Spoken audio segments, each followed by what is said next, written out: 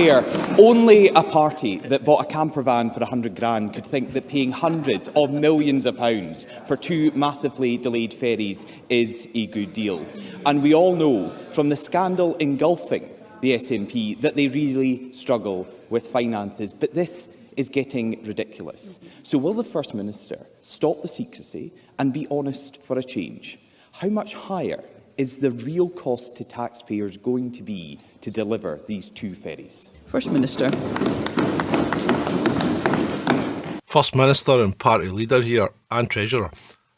I'm not sure I'm going to take much financial advice from the party whose former Chancellor spent 2 years destroying the economy of the UK, backstabbed his Prime Minister, then oversaw the defeat of the duly elected by the members, Liz Truss and Kwasi Kwarteng, to then take the reins and continue his work at destroying the economy of the country as it now stands.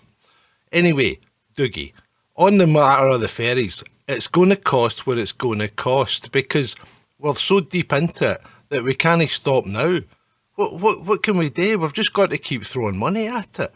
I mean, I'm gutted. I didn't want to build the ferries in the first place, but, you know, we've got the windows in now. And when I say I've got the windows in, I don't mean in the Glasgow sense of putting a brick through them. We've actually got windows in them instead of just paintings, you know, because Nicola had to look as if they really had windows when Nicola went to see them.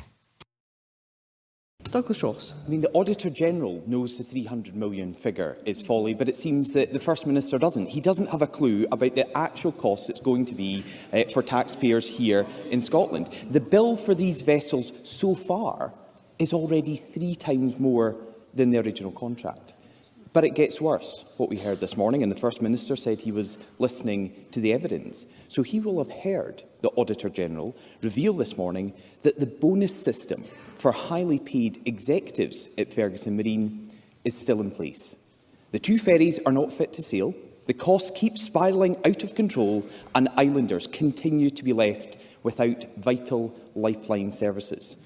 So, First Minister, what on earth could these bonuses possibly be for? First Minister. Well, again, First Minister, Party Leader and Treasurer here. Right, Dougie, I mean, just hold on. Look, the bonuses are there because the guys have done a good job. The guys have done a good job, and the bonuses are part of the contract that was put in place to make sure that they did a good job in the first place by our previous management team. That wasn't me. I'm not guilty of this. This is not on my head. I have no idea, but I strongly disagree with paying the bonuses because they haven't done a good job. They've done a shite job. We're spending a fortune in these ferries, and we just can't get the people to fix them. But what are we going to do? We've got to keep going. As you know, I'm all for due diligence, so I've palmed this off to someone else to look at, because really I can't be bothered, because as you know, I'm First Minister and Party Leader and Treasurer, so I'm quite busy. I don't have the time to deal with this, Dougie. But the Islanders are fine, you know, they're still surviving. Look at Blackford, he's not exactly short of a few pounds in weight, you know, you could stand to lose a couple. So nobody's starving up there, nobody's starving, and really, do we care? Because let's face it, they're all either English or white, so we really don't give them much cognizance. I'm thinking that, you know, the ferries will be ready when the ferries are ready, they'll cost what they'll cost, and that's it, and I can't really say anything more, Dougie. I'm great.